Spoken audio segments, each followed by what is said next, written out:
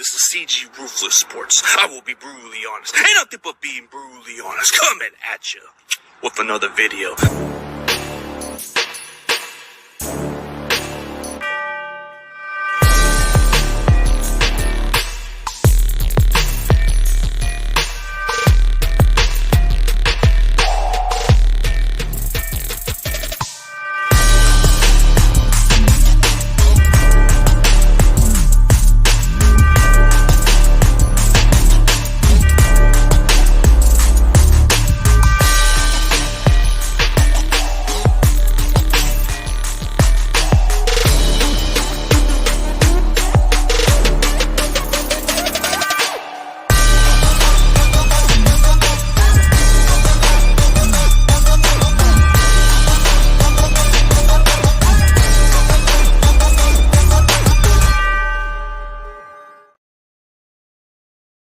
Ladies and gentlemen, let's welcome Peter Lucas from the Niners Fanatic Podcast. How's it going, buddy? Oh, I'm great. CG. How are you, brother? Doing great, man. It's been a while since we collaborated, and I was on your channel a while. For sure. Yeah, it was a little bit ago. Tell everybody where they can find you on your social media. Thanks for having me. I'm stoked. Oh. I'm stoked to be on. Hey, thanks for having me. I appreciate you. Oh, dude, anytime, bro. It's a pleasure to have any fan base of our own caliber. And tell everybody where they can find you on your social media platform. So you can find me on Twitter at PeterLucas8. Also, you can find Niner Fanatic Podcast. You can find my podcast on Twitter. I'm on Facebook. I am on YouTube, of course.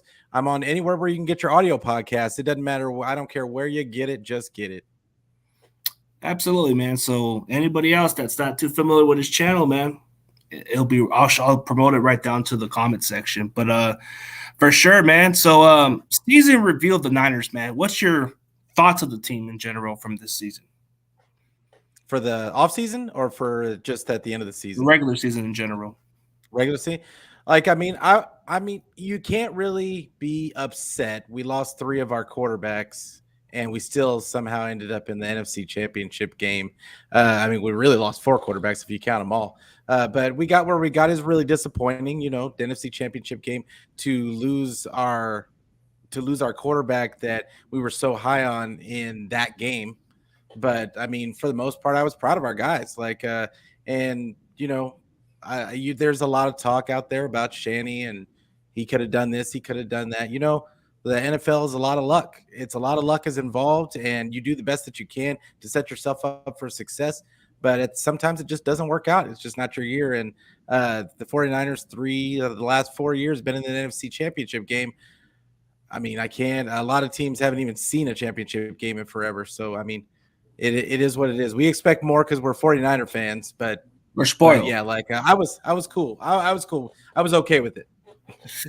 Yeah, it's hard, playing from quarterback to quarterback, and we had the significant injuries. So it's kind of been, when I was watching the NFC Championship game, was it disappointing at the fact we lost? Absolutely, but there was nothing we could do about it. It's like it's hard to be upset because you're starting quarterback. I mean, the quarterback was injured, no offense. So it was going to happen at some point with the way our offense was playing. After Purdy was out, our defense was going to get tired.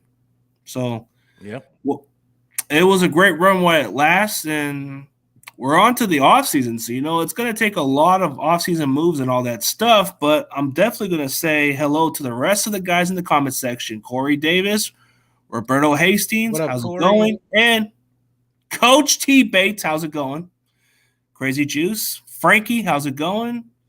And it's one of those rough seasons. And shout out to one of our division rivalry guys, Cy Jin, big supporter of the channel. But I see some familiar faces out there. I appreciate you guys coming through. Oh yeah, definitely. But when I look back into the season, we did a lot better than expected. Like last year, we dominated our division. I didn't expect us to go undefeated in our division. Yeah. People were planning on the Rams being in the Super Bowl again, and nobody had us winning the division. I would say, like, I'm on Twitter and in the spaces. I used to be in the spaces all the time, and I mean, everybody was planning on the Rams being there and winning this division. So I mean, for the 49ers to get 13 wins was highly unexpected. And but I mean, they gelled together. I mean, CMC came on, which I think it helped Kyle a ton, like because it gave him another dynamic look to his offense. So yeah, a lot of this offense, like the way we made the move, we got Christian McCaffrey. I didn't expect that move to happen. Everybody was putting rumors. A lot of these rumors kind of link to us all the time. Oh, the Niners are going to get so-and-so, and you know how it is. It doesn't happen all the time. But when we got Christian McCaffrey, that just caught me by surprise. Oh, yeah, man. Like, I don't think anybody was really planning on that happening, especially for what they got. I know that people are saying that it was a lot of picks that the 49ers gave up, but I mean, the picks that they actually gave up for a guy the caliber of Christian McCaffrey I thought it was kind of a steal when you really think about it.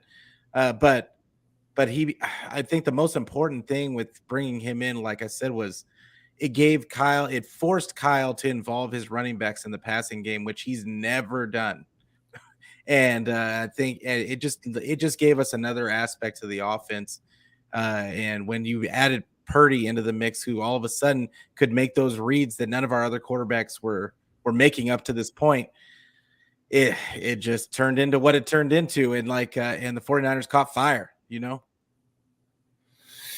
Yeah, Purdy did a lot better than expected for the last pick of the draft. He outperformed his expectations. So the only concern factor with Brock Purdy is his elbow, man. It's going to take a while for him to heal. Yeah, that's and I think all of us heard about that there was a little bit of a setback today. They re-evaluated his before he goes into surgery, and they decided that there was a little bit too much inflammation before he went into. They put another 5 weeks, I think they said, on it. So I mean, we're talking about March now, late March, that he's going to go on, but they're still saying that he should be back and ready to go by week 1. So I don't know how that works. I don't know how that works, but that does give Lance more of an opportunity to regain that job. Exactly. Like Lance is, if this is a best case scenario for Trey Lance, because he needed this time to remind people why the 49ers gave up that draft capital for him.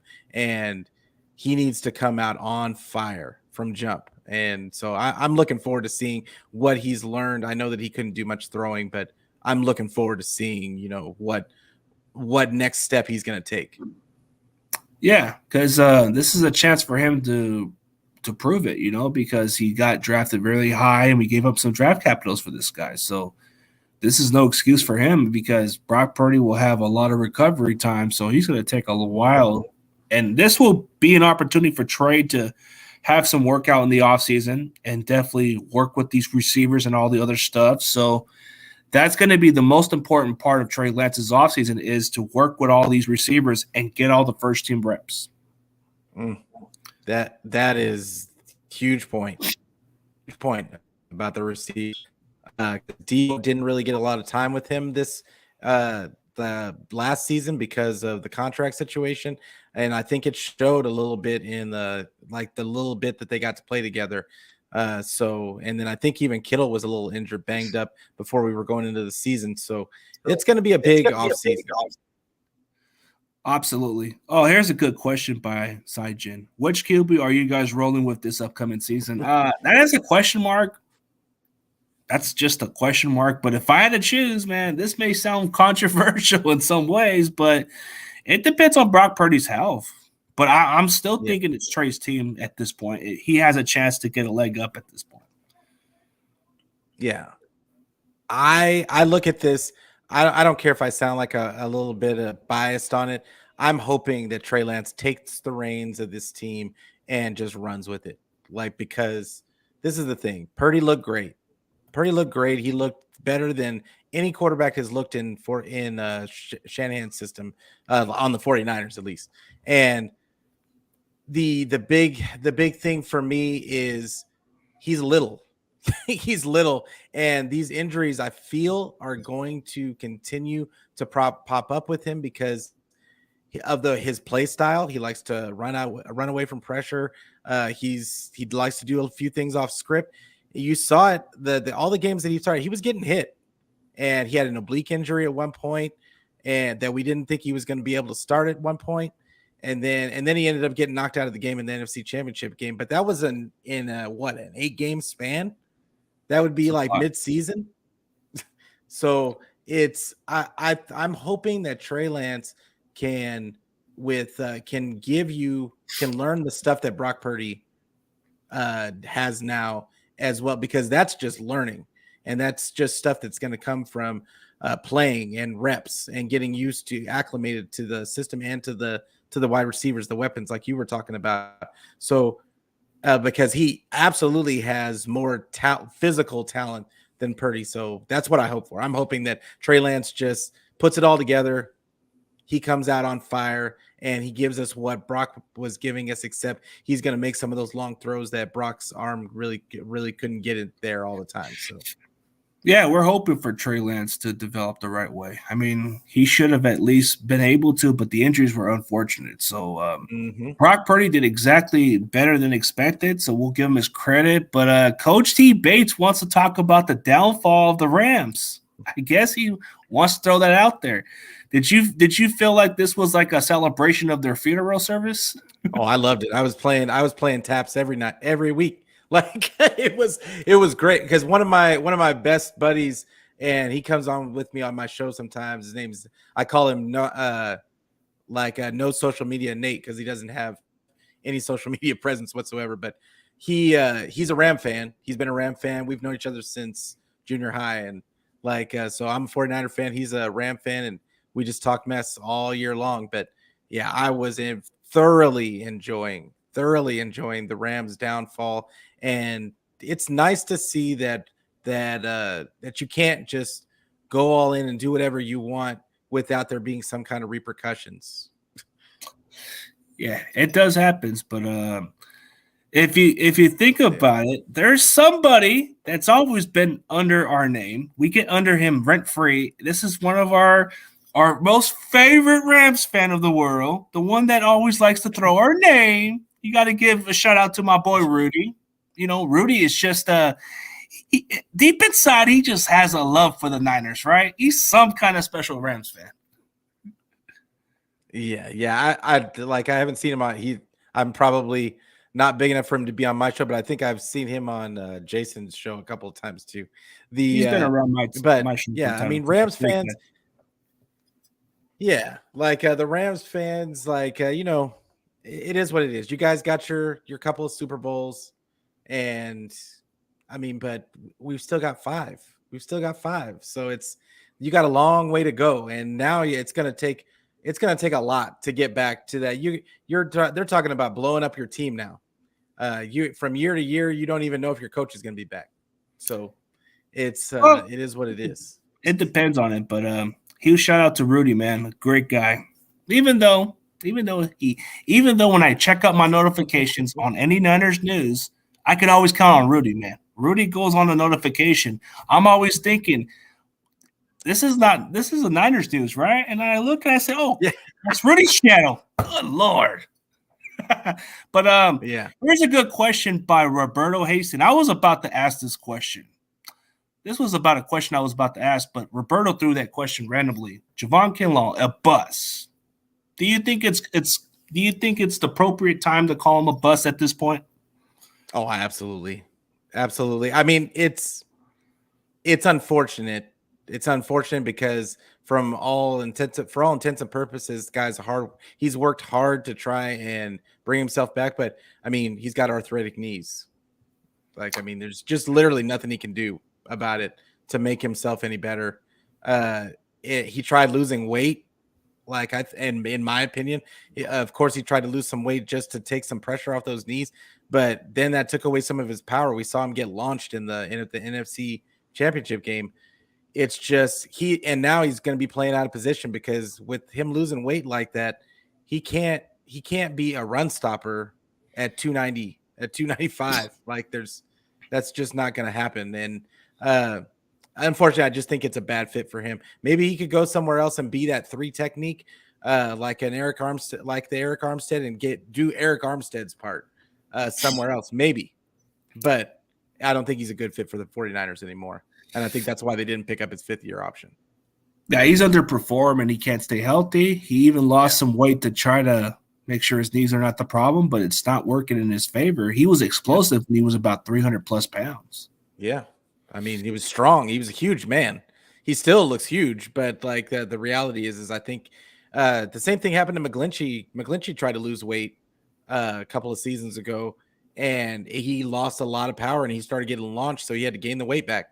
And it's not always, there's not always an answer. Sometimes it's just not in the cards. And I think unfortunately for Kinlaw, it's just not in the cards for him, at least with the 49ers. Yeah, we're just hoping for the best, but this is it for him. So there's some good options to get in free agency. You know, you got some ton. There's a ton. But it depends on our cap space. So yeah, even without a lot of cap space, and you know they're gonna play with the contracts and they're gonna restructure some deals and free up some money. That's gonna happen. But there's quite a few defensive tackles on the free agent market that and I talked about it on my show yesterday. There's a lot and there's some really good guys that you can probably get for on the cheaper side.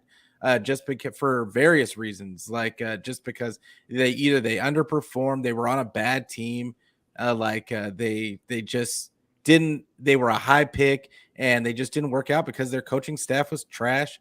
But the reality is we have the best defensive line coach in the league in Chris Kasurik.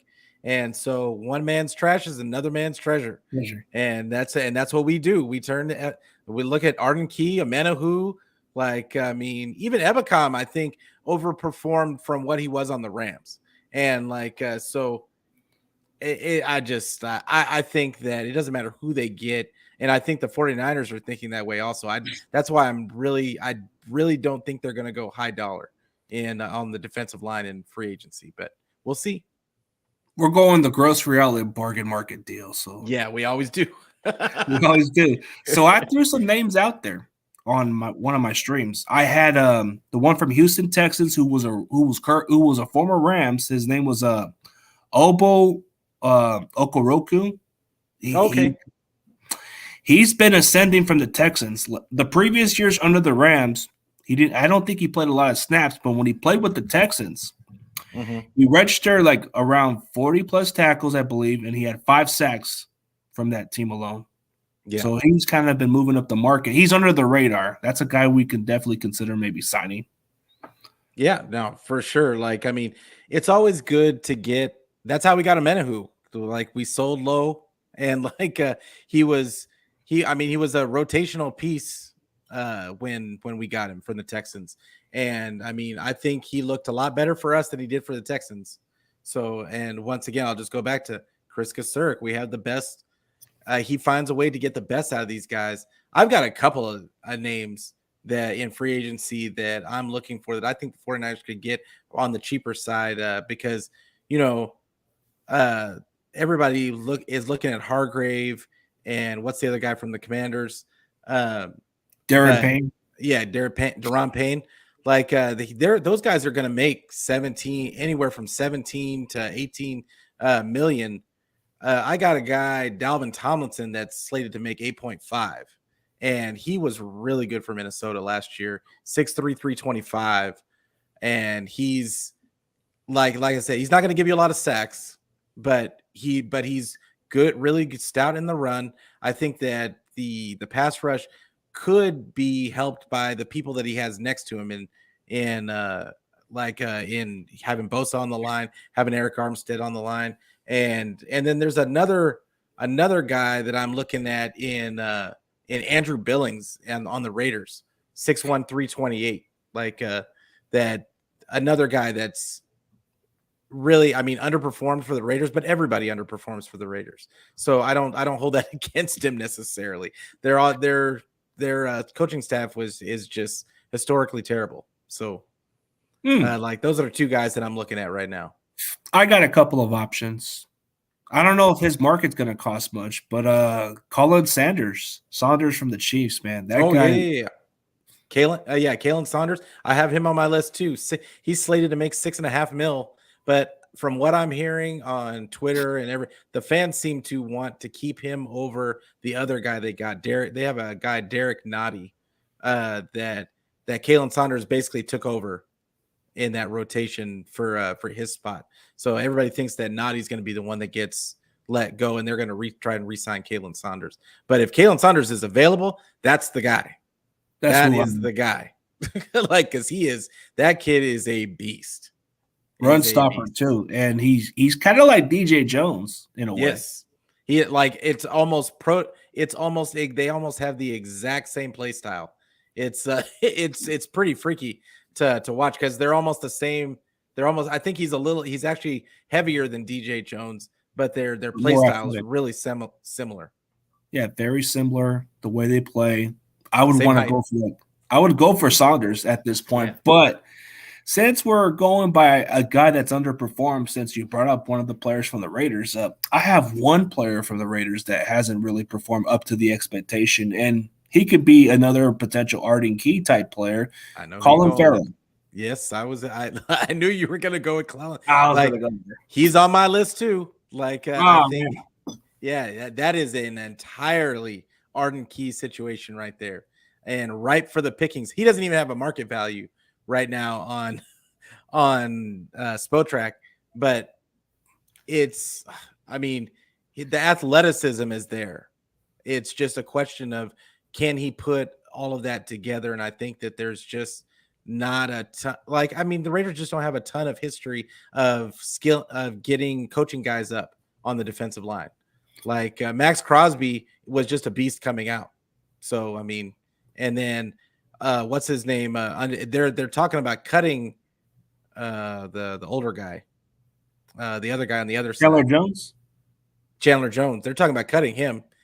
And if he's available, I might take a flyer on that also. But Chandler Jones, historically have been really good. He goes 1 year with the Raiders, and all of a sudden he's underperforming. That's what happens when you play for another team like that. The only one that's doing well is Max Crosby. He's just the best player all around. So it's like you look at it, and then there's other free agents to consider. And since Rudy wants to take some of our sloppy seconds, he wants our guys. I might throw an ex-Rams player in the mix. I even made a video about this guy. How about we take Bobby Tree Woods? Let's take him because the Titans cut him already. Oh, okay. What do you think of that possibility? He might not even cost much. Yeah, no, he probably would not. And like I said, I think that all the 49ers look for is that athleticism aspect. Does he have the size? Does he have the athleticism? Because we can teach him the rest. That's what it's going to be. They're going to at least be serviceable. Every person that they've picked up, they don't have any guys that are just bad. T.Y. McGill comes on to the team, and he's a difference maker the minute he gets on the field. You got Kevin Givens. How many guys do the 49ers have to get paid for somebody to not that I want this to happen, but I'm surprised that there's not an arms race trying to take Chris Kasurk away from the 49ers. It doesn't make sense to me. Nah, it doesn't. But it wouldn't hurt to just bring in a veteran receiver like him since he's available. Yeah, for sure. I would love to bring in Chandler Jones. I think, like you said, veteran, knows how to win. He's won with the Patriots. I would definitely bring him in for that added, just as a pass rushing specialist, because he's getting up there in years now. So I don't expect him to play every down, but that's the question: is how much do you pay him if he's not going to play every down? It might be like one of those Von Miller situations. Sure. There's another guy that hasn't been really valued as highly. You have Yannick Ngakoue from the Colts. He's another guy out there. Yeah, he's probably going to get a little bit more money. Like he's and what I'm hearing everybody say about him is the fact that he's been on a few teams now, and nobody seems to know why. Nobody wants to keep him or offer him a long-term deal, which is like the production is always there for him, but the question is why are teams not trying to keep him? Because I mean, he had a pretty decent season for the Colts on a losing team. Like why are they not trying to like make him a piece? It's because he can't stop the run. Not quite a run stopper, from what I was told. Okay. But I think that's what makes his value so down a little bit. But if you get him on the passing down, he's outstanding. Like his numbers speak for itself. I was about to get to this question with what Rudy was going to say. Since I'm already going to get to this rapid fire discussion, we're going to do a rapid fire edition with Kyle Shanahan's name under it. Yeah. So, what can we think of the positive side of Kyle Shanahan before we throw in the negativity? Positives are he is one of the best offensive minds in the league. Like everyone's trying to beat him, everyone's trying to take his coaches because everybody wants a piece of not only the offense, they want a piece of the culture. And that is the biggest compliment that I can give Kyle is that he has created a culture on this 49er team that where the players aren't, he's not just a player's coach, they respect him. And they have no choice but to respect him because he'll cut you. Like if you underperform, you won't be here. So it's I like that aspect. I love that aspect of Kyle is he brings the scheme and he finds a way to bring great coaches into the building, great culture setter. So yeah, like that's just the thing with him. Like he'll bring some good coaching staffs and all the other stuff, and the players buy into it. But what's the negative side? The thing that frustrates us as fans. There is unfortunately there's some negative there. Like his ego is out of control. Sometimes the ego is crazy. There's sometimes there's a lot of obvious decisions that are in the moment. Like it's obvious that you just you're going to go for it here on 4th and short, and he punts. And then there's times when he goes when he does go for it and he makes some bonehead weird call that's like that makes no sense when you could have just ran forward or QB sneaked it for a yard, and he runs a counter with juice or something to that effect. Like sometimes he thinks he's the smartest guy in the room, and he calls plays like it. And sometimes easier is better. The one other thing that I would say as far as the negative with Kyle is that he doesn't play guys. Sometimes he doesn't play guys because they're not doing what he necessarily wants exactly the way he wants it. And sometimes guys need reps. Sometimes the guys just need to learn. Like, I mean, we had a running back last year everybody loved, and now I can't even remember his name because I'm blanking on his name, but Jordan Mason, like that was averaging, he ended the season averaging 6 yards a carry, and he couldn't get a sniff of the field when it mattered. So nobody understands it, but that happens quite frequently. Yeah. And do we blame Shanahan for the Super Bowl loss, if we're being honest, or no? I do. Yeah. I'm going to be honest. I do. I think that we were averaging over 6 yards a carry in that game. You're up 10 and you stop running the ball. That makes absolutely no sense to me at all. I don't care if they were stopping it or they had a bare front or whatever the case is. I don't care. You run the ball. See if you can bust one open. Get creative with the run game then. Yeah, it would be different. Oh, question 2. I guess he's giving us some good perspective. Would Wash or Harbaugh won Super Bowls with loaded teams? Kyle hasn't. I think Harbaugh had a stacked roster, but I don't think he capitalized. He did. So it's got to be Bill Walsh. Yeah, I would go with Walsh.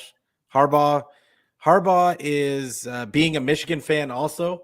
Harbaugh is a guy that is good enough to get you there. He's never going to get you over the top, in my opinion. I liked Harbaugh for him bringing us out of the depths, but at the same time, he always made. We talk about Shanahan. He made just bonehead mistakes in the middle of games. And his offense was just pathetically bad. It was just pathetically predictable and just bad. I never liked his offense. No, I mean Harbaugh, he did had a loaded roster. He had a loaded roster. The offense wasn't as bad. Maybe if he had a couple of receivers here and there, I think he would have been fine. But I don't think he ever capitalized. So it's like when Bill Walsh had a stacked roster, he won Super Bowls. And I mean, he won them convincingly. Convincingly. Yeah, like against a team like the Dolphins, he dominated them. That would have been the Chiefs in today's NFL, what they would have did. So I think Bill Walsh, no brainer. So it's like, who do we want as our QB next year? I think we already answered that question, but I said Trey Lance. I'm still with Trey. I'm still with Trey. Yeah, but here's your answer there. If you're late on the comment section, okay. I played Danny Green. See, Danny Gray is somebody we haven't played much, and I'm hoping this upcoming season we can use him pretty soon. Yeah, I mean, the big thing with Danny Gray is his speed and his ability to take the top off, right? So, I mean, I think we all felt at the beginning of the season that was a piece for Trey, and when Trey went down, that kind of part of the offense went away because we all knew Jimmy wasn't going to throw deep. So, and then Brock he just doesn't have the arm strength to take the top off of a defense. So it is what it is. I think that Danny Gray, if Trey can stay healthy this season and he's the guy going in, I think we'll see more of Danny Gray. I'm hoping so, man, because he's got the speed. He can make the plays. I think he's more than just a speed guy too. I think that there's more meat on that bone. It's hard to get opportunities because you've got Ayuk and Debo and Christian McCaffrey, and you've got Jawan Jennings that plays so well. And even Ray, they like to get Ray on the field from time to time. It's just hard. It's really hard to get significant snaps when you've got all that talent on the field on a regular basis. It is, and especially if you're not a blocker yet. You got to be a blocker in Kyle Shanahan's offense. No block, no rock. No block, no rock. Yeah, no block, no rock. For sure. And then you look into the offseason. Offensive line, should it be addressed? Because you got the center entering free agency and our right tackle, McGlinchey. Do we keep or retain him? I think he needs to go. And it is what it is. It's not that he's even that bad, but do you want to pay 10 plus to 10 to 15 million a year for a guy that can only run block?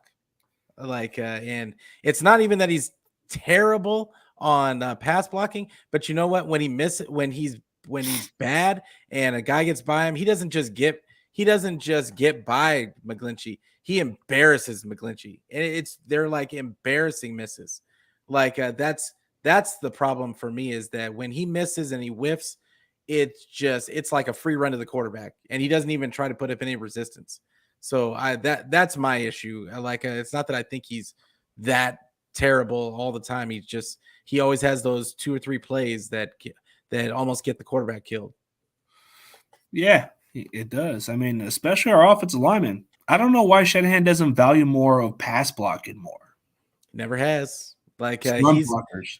Yeah, he loves his run blockers, and I think passing. I think he feels that his passing attack, the scheme, will take care of the pass rush. If they just throw everything on time, that it won't be an issue. And I think that's why he doesn't blame himself for Brock Purdy getting hurt, is because you heard it in the press conference that he had. If Brock would have gotten the ball out a tick earlier like he was supposed to, it would have never, that play would have never happened. Like, it wouldn't have mattered that Tyler Kroft was blocking Hassan Reddick. It would have just been a completion to Ayuk and possible touchdown.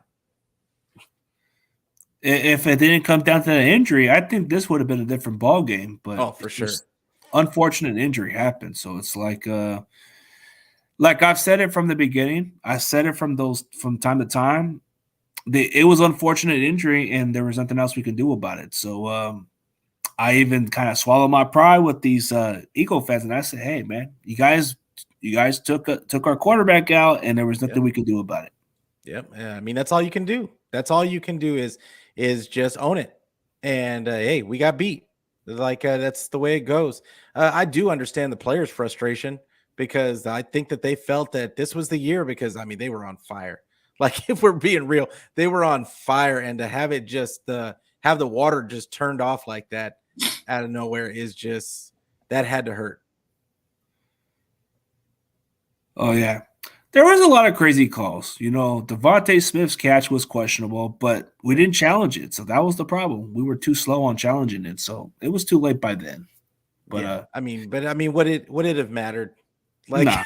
Would it have mattered? No, actually, it was a fourth down play. It could have set the momentum. Maybe it would have been different, but no, it can't change.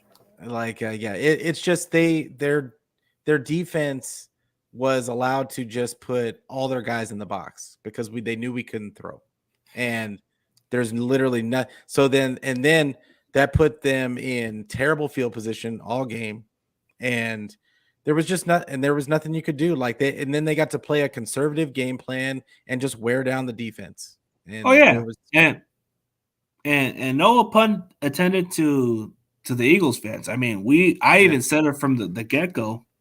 We got our butts whooped, plain simple. No excuses. Yep. I see a lot of Niners content creators come up with the excuses, and I'm just owning up to it like some of the fans should own up to, bro. We got to be humble about it. Yeah, you got to take. Sometimes you just got to take your medicine, and like I said, I gave, after it happened, like, after the game, I just went on and say, hey, kudos to y'all, but when it's natural human reaction when somebody's talking crazy and acting like that, it doesn't matter, saying stuff like it doesn't matter if we had a quarterback or not, and like all that kind of stuff. That, I mean, it's natural human reaction that you want to lash out, but sometimes you just got to eat it and wait until next year. And we play them in the regular season next year, so we're going to have our chance next season. Yeah, and for those people and for those kind of hates on those Niner fans, hey, man, we ain't like one of those guys. We ain't like those sore, poor sports guys. We come in with respect. Breaking TVs like all the other. But I've been getting a lot of these Eagle fans, but they haven't been getting at me hard. They've been kind of like respectful. They like how – because when I did that video reaction, I thought I was going to get a lot of heat just because of that. But no, I spoke facts about my team, and they respected it. And then when I seen them come into my comment section, they just say, hey, man, that's the only Niners fan I can respect right there. And I'm like, hey, that's cool. At first, I thought I was going to get a little heat from them, but nah, they like me. Yeah. Like, is that guy a Cowboy fan? I can't. No, he has a Dak Prescott because of the sad face. Oh, okay, got you. Because he hates. I guess they hate the Cowboys. That's what it is. Yeah, I've seen him around. Yeah, he's an Eagles fan. JT56. I've seen his channel. He has a small channel, Eagles fan. I've seen him come on the comment section. Yeah, he's a big time Dak hater. Ah. Yeah, and then this guy, I always see him all the time. What you're saying? That was on the first drive, wasn't it? No, second drive, I believe.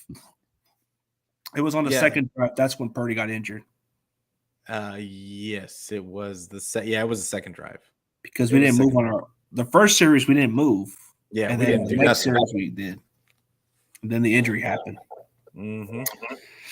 Yep, so that's all we hope for. But no, but I don't hold nothing against the Eagles, man. It is what it is. I'm already over this. We lost. I can't be upset about it because the previous years I was upset. I was like, damn, we blew a lead against the Rams. That one was the one I was upset about. Yeah, it's worse when like your team is intact and you just get beat. Like this one, I mean, it was kind of at once Purdy went down, it was kind of out of their, and then especially when Josh Johnson went down, that was a wrap. Like, I mean, I went to go get some beers after that. Man, I drank me some malt liquor, passed out asleep, and I said, hey, move on to the next day. Yeah. It's all good. I mean, Draft it is season. what it is. and I agree with you, what you say. I'm tired of saying next year, but it is next year. It has to be next year. So it is what it is. For sure. And I mean, you know, you got to look at it as this. Be happy that we have a good team. If we could be like a lot of these teams out here that don't even have a chance. That the year is starting week 1 and they don't have a chance. So I like the fact that the 49ers have a chance to win it all every single season. We've got a reason to watch every game. And do I want a Super Bowl? Absolutely. I definitely want another Super Bowl. I haven't seen a Super Bowl since I was a teenager. And I desperately want one. But I like the culture that Shanahan's put in place. I absolutely don't think that they should get rid of him by any stretch. I mean, it's hard to get rid of a coach who's been winning when we have a healthy roster, but is there other ways he can improve himself? That's all we're asking. Oh, yeah, for sure. Oh, yeah, he can improve, but that's all we're asking for is for I want him here. I want to keep him. I just want to see him improve. But I'm gonna still. I gotta say, if we're gonna say some of the bad things about him, I do want to say that Shanny has a lot of good points about him too. So it's and I think that if the 49ers got rid of him, he'd be picked up the next day by whoever. And it just wouldn't look right because then it'd be like Andy Reid, what he did with the Eagles, goes to the Chiefs and wins 2 Super Bowls. And that's against his own team too. If that happened, then we'd be complaining that they let go of Shanny too early. So you never win. Yeah. And Andy Reid's the reason why the Eagles haven't won nothing after that, but they only won because of Patterson, but that luck at quarterback position was their luck. But it had to be sweet. It had to be sweet a little bit for Andy Reid. And I don't even remember them even asking him the question of how does it feel to beat the Eagles? Because they basically gave up on you. And for you to that's got to be sweet. Man, I think we said this question pretty clearly, but I'm gonna say nah. Get out of here, Mike McGlinchey. Yeah. I think there's not a lot of options in free agency, but I think there's quite a few in the draft. And like the draft is pretty it looks like it's going to be another deep draft. So yeah, you can get one in the 3rd round that could be a starter, like kind of like a Burford what we had last year, but play the guard position. And they've got guys that we haven't seen yet already on the roster that we haven't even seen. So I would say that they probably have a plan in place already. Possibly, maybe swinging Burford to right tackle, maybe, and could be Brentskill at the guard spot. Who knows? Or we have to retain Brentskill. McKivitz is another option. Oh, speaking of my guy, Adam Carrillo was bringing up an interesting question. I was about to bring this topic pretty soon. So, what's your thoughts of Steve Wilk as our DC, man? I brought this up on my show. That it's interesting that this guy brought it up because I brought this up on my show. Is that when we found out he got hired, as I said, because I think he was a little upset that he didn't even get considered for the head coaching spot in Carolina. But I think that this is an opportunity for him to do the same thing that D'Amico did, which is, you're a defensive coordinator for a premier organization and a team that if we go and I think we're all expecting us to go to the playoffs. So just to have that little bit of shine on you. And then, I mean, that's what the 49ers do. They're a coaching factory. They just churn out head coaches and offensive coordinator, defensive coordinator, doesn't matter. We got something for you. You need a GM. We got a GM for you too. I think that it's entirely possible he's only here for 1 or 2 seasons. Yeah, I think like the way it is, I think he is a stopgap. He's only going to be for 1 or 2 years. So I don't see no other way, because this is why he's coming to the Niners, because he knows that he's guaranteed a head coaching job within next year or two. Yep. It's coming.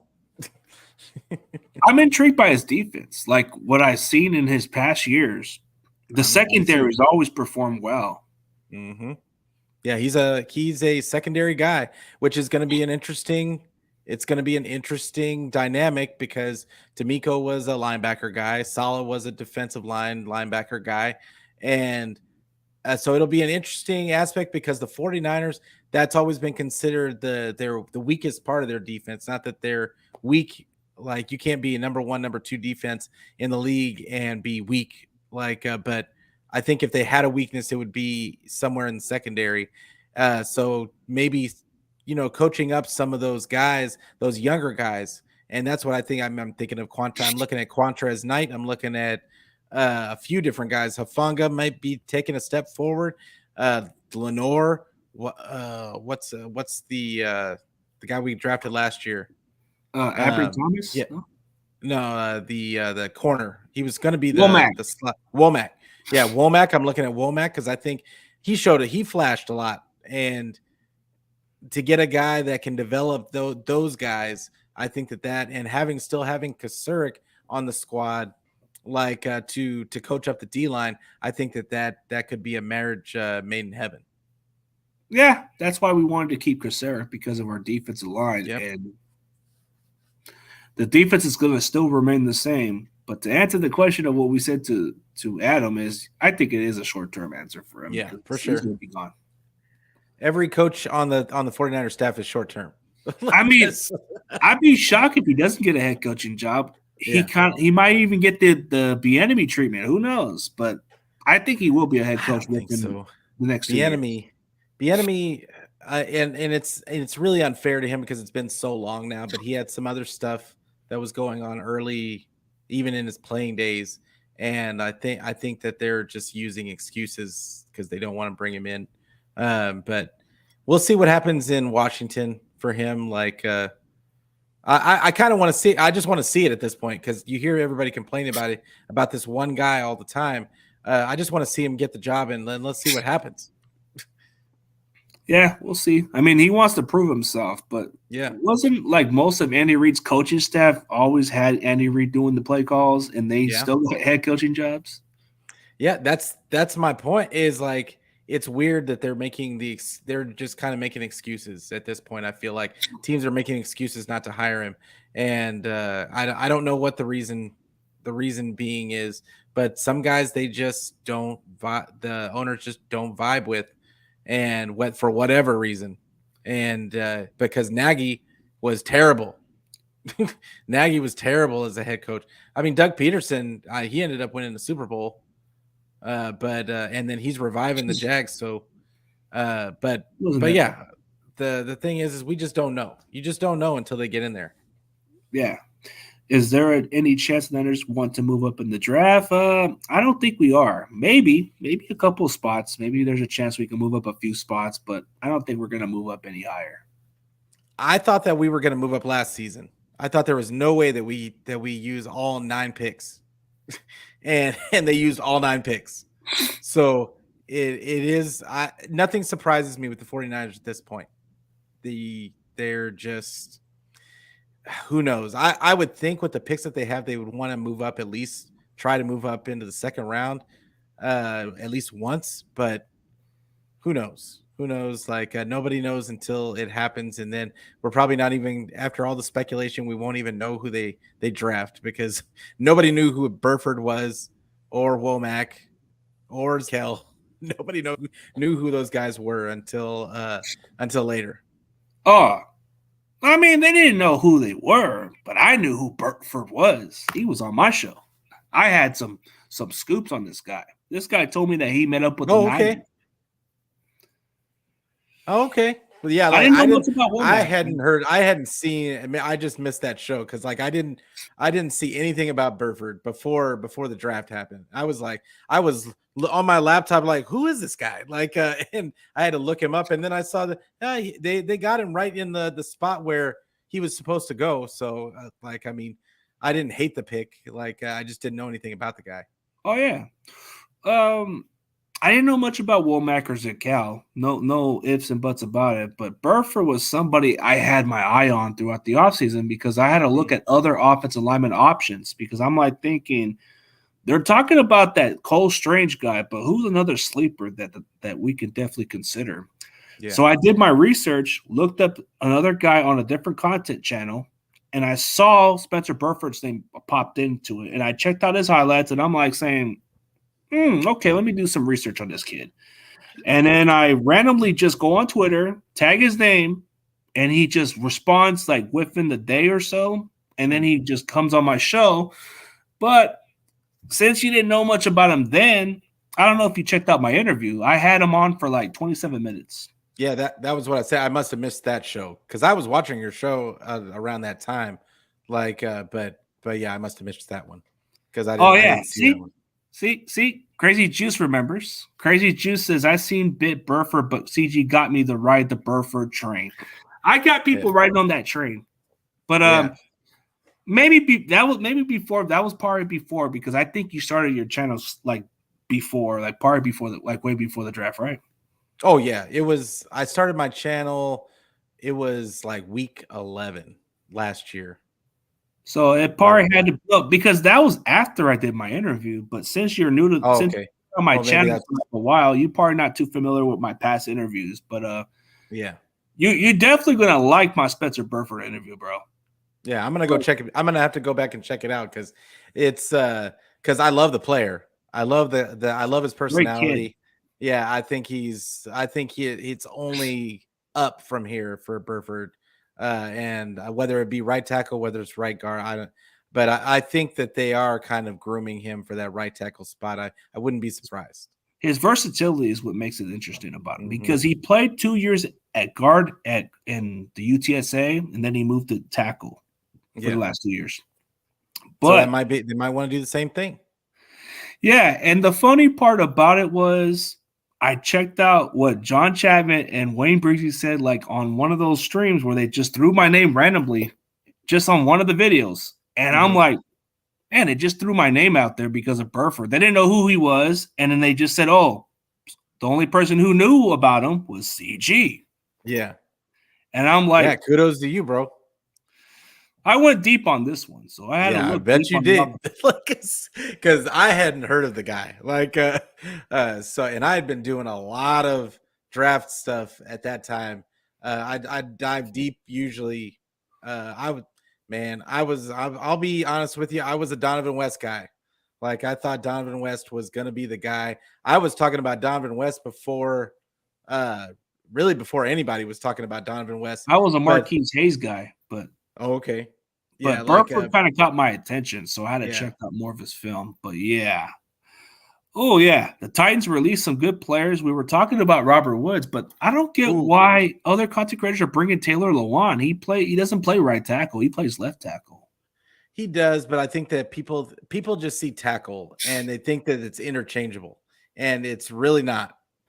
Like a guy that is used to playing on one side, it's a completely different footwork and everything. So it's not necessarily a good fit. But if we're going to talk about Titans, I've got another defensive lineman. From them that I'm really looking at also is DeMarcus Walker, 6'4", 280 off the edge. Probably on a bargain deal, yeah. Yes, on a bargain deal. He's slated to make 3.2, but I mean, another one that their fans do not want them to lose. So it's that's a guy to look out for in that bargain area too. Yeah, absolutely, man. Like, that's another guy to look into the bargain too. So it's like there's a lot of options that just you never know. So like yeah, man, we can go on forever with these topics, but maybe the next time if you have something open, man, let me just go on your show once again. Oh, for sure. Like anytime And yeah, I'm trying to do more shows like with smaller increments, like 40 minutes, just so I can get more content out, and I can see you guys more often, because I was doing like 1 or 2 shows a week. But yeah, like anytime you want to come on, you let me know, and I will make time. Yeah, just update me a schedule, and then I'll let you know if that works for me or not. For sure, brother. I appreciate you having me on. Like, I loved seeing all the great like comments and questions in the chat. Like, you guys were live tonight, and yeah, I appreciate all of it. No, anytime, bro. I do the best I can whenever I get a chance to see somebody live streaming. I try to do the best to support everybody's channel, but sometimes it depends on my schedule. But when I'm there, bro, I'm there. Yeah, I appreciate it. I appreciate you. Yeah, anytime. For anybody else, man, go check out Niner Fanatic Podcast. He's got a great channel. He works with a lot of different content creators, and you should catch him on a morning show with Ryan Hensley, right? We're not doing that one right now because in the off season, Ryan can only do like a couple of shows a week now, but for the morning show.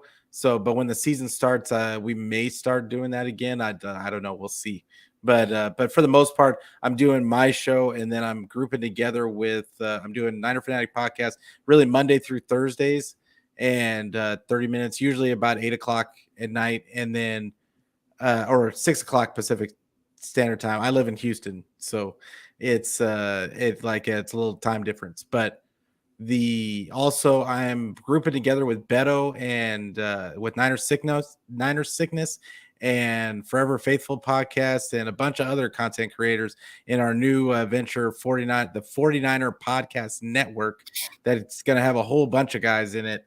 And we're supposed to have our first real episode tomorrow at 6:00 Pacific time. So check that out if you have time.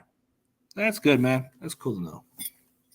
It's all good to work with the network. Oh, and I do the NFC West network every other Tuesday. We already got it back on, and we're doing a morning show. So it's been cool. It's been a work in progress. Yeah, I work with the division, so I do a lot of that. That's awesome.